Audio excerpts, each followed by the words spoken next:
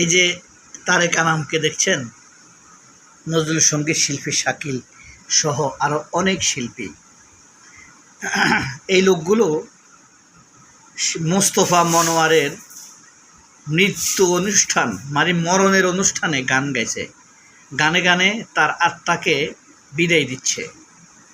কবি গোলাম মোস্তফা নামটা শুনেছেন নিশ্চয়ই, একটি নতুন কুড়ি গানের রচয়িতা। এক বিশ্বনবী নামের একটি বইয়ের বিখ্যাত বইয়ের লেখক কবি গোলাম মোস্তফা, তার ছেলে মোস্তফা মনোয়ার। মানুষ যখন পরিবার বিচ্যুত হয়, একজন ধার্মিক লোকের ছেলে, কবির ছেলে এই মোস্তফা মনোয়ার। মা যখন অসতর্ক হয়, পরিবারের প্রতি যখন কর্তা অসতর্ক হয়, তখন পরিবার নষ্ট হয়ে যায়। আপনি ভাবতে পারেন একজন মুসলমানকে গান গেয়ে গেয়ে বিদায় জানানো হচ্ছে, তার আত্মার শান্তি কামনা হচ্ছে। এই লোকগুলো এটা কোনো আমাদের দেশি কালচার কখনো জেনেছেন? এটা ভারতের কালচার।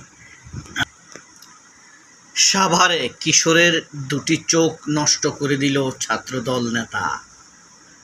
সন্ত্রাস হয়ে উঠতে মানুষের খুব বেশি সময় লাগে না। আজকের দৈনিক আমার দেশ পত্রিকার প্রধান খবর, সীমান্তে বিজিবি জনতার অভূতপূর্ব প্রতিরোধ। বিপ্লব অস্বীকার করলে ক্ষমতার ন্যায্যতা থাকবে না। মাহমুদুর রহমানের আজকের তার মন্তব্য, প্রতিবেদন না পড়লে অনেকের ভাত হজম হয় না। আমারও একই অবস্থা, আমার না পড়লে ভালোই লাগে না। কিন্তু আজকের এটা খুবই তরবারির মতো মেরেছেন তিনি, একদম তরবারির মতো না, চিরন্তন অতীব সত্য কথা বলেছেন বাংলাদেশের ক্ষেত্রে। ভারতপন্থী কালের কণ্ঠের পত্রিকার প্রধান শিরোনাম, চাকা ঘুরছে না 550 কারখানার। সংসদে 9,38,000 কোটি টাকার বাজেট। দালাল সালাউদ্দিনের খবর কি আর বলবো, শুয়োর কুকুরের মতো তার মৃত্যু হোক, সালাউদ্দিন নিপাত যাক। গাছহীন ঢাকায় শ্বাসের কষ্ট। বাংলাদেশ প্রতিদিন, দৈনিক মানবজমিন। জার্মান এবারও বিদায় নিল। আমার second favourite football team German. বিশ্বের সবচাইতে জেন্টেল টিম মনে হয় আমার কাছে এই দলটিকে, কিন্তু আমার ফার্স্ট ফেভারিট না, আমার সেকেন্ড ফেভারিট। দৈনিক সমকাল, অনেকে বলে সমকাম। এখানে একটি গুরুত্বপূর্ণ খবর আপনাদেরকে না জানালেই নয়। আসলামের প্রার্থিতা বাতিল, শপথ নিতে আর পারবেন না। প্রতিবাদে 10 স্থানে সড়ক অবরোধ বিএনপি নেতাকর্মীদের। মানে এই যে আসলাম মেহেদী সাফাদের সাথে, ইসরায়েলি গোয়েন্দার সাথে সাক্ষাৎ করেছিল, ঋণ খেলাপির কারণে তিনি নির্বাচিত হয়েও শপথ নিতে পারবেন না, এমপি হতে পারবেন না, তার নির্বাচন বাতিল। আগামীর সময় মেঘনা গ্রুপ, মেঘনা সিমেন্ট একটা খবর দিছে, রাকাবের সস্তা ঋণ। রাকাব মানে বুঝছেন? রাজশাহী কৃষি উন্নয়ন ব্যাংক, রাকাব। তারা ঋণ গ্রাহকদের সাথে প্রতারণা করে। এটা একটা বিশেষ ব্যাংক, রাজশাহী কৃষি উন্নয়ন ব্যাংক। এই ব্যাংকের চেয়ারম্যান ছিলেন এক সময় রুহুল কবির রিজভী, বিএনপির নেতা, নিশ্চয়ই আপনারা চিনেন। এবং তিনি এই ব্যাংকে অনেক জনপ্রিয় করেছেন। এই ব্যাংকের জন্য রুহুল কবির রিজভী অনেক পরিশ্রম করেছেন এবং প্রশ্নাতীত খালেদা জিয়ার অনেক প্রশংসা পেয়েছেন। কোনো দুর্নীতি ছিল না তখন। Mega budget pass. এই বাইনচোদদের খবর দেখলে কেন জানি মেজাজ খারাপ হয় আমার। শালারা মানে কোনো একটা বিস্ফোরিত নিউজ দিতে পারে না, গতানুগতিক, ঘুমায় খালি। এত যোগ্য যদি হইতো তারা, তাদের ইউটিউবটা কত সচল থাকতো এখন। তাদের ফেসবুকেও জনপ্রিয় না, ইউটিউবে জনপ্রিয় না, টাউট একটা টিম। এদেরকে মবের মতো গণপিটা দেওয়া দরকার রাস্তাঘাটে, বাইনচোদ। বাস্টার্ডদের পত্রিকা, কুকুরের বাচ্চাদের পত্রিকা। জাপানের সঙ্গে সম্পর্ক ঠিক রাখতে চায় সরকার। এটা কি দেখেছেন?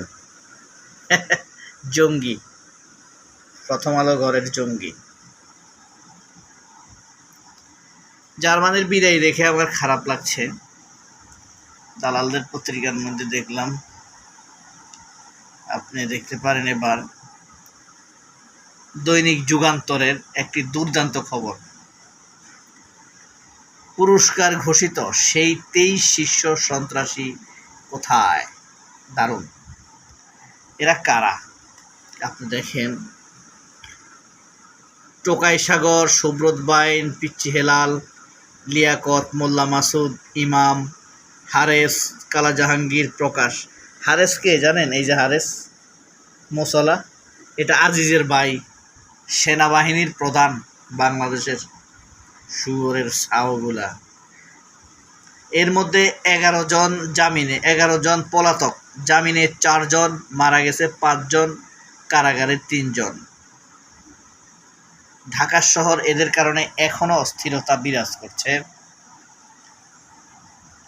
রিজওয়ানার একটা খবর আছে, তিস্তা প্রকল্প জনসম্পৃক্ততা নিশ্চিত করতে হবে।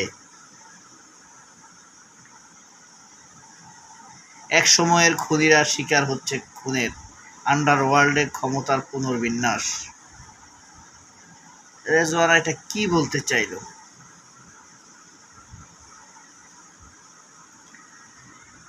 তিস্তা পারের মানুষের প্রত্যাশা পূরণে জাতীয় সংসদে দেওয়া প্রধানমন্ত্রীর প্রতিশ্রুতিকে আমি স্বাগত জানাই। আমার যতটুকু মনে পড়ে, তিস্তা নিয়ে বড় প্রকল্প ক্ষমতাসীন দলের নির্বাচনী ইশতেহার ছিল। তাদের নির্বাচনী বিভিন্ন সভায় এই বিষয়ে তারা প্রতিশ্রুতি দিয়েছেন। তিস্তা কেন্দ্রিক মহানগর আগের বন্যা কিন্তু ভারতপন্থী, এখানে কোনো সন্দেহ নাই। সে ভারতের দালাল। দু একটা ভালো কাজ করে থাকতে পারে, তবে সে অত্যন্ত টাউট দালাল। সে গণপিটাও খাইতে পারে এবং তাকে জুতা পেটা করা হইতে পারে রাস্তাঘাটে। বেয়াদব, অসভ্য মহিলা। যাই হোক, প্রথম আলো গণনার মহিলা, সে অসভ্য টাইপের, বুঝতে পারছেন?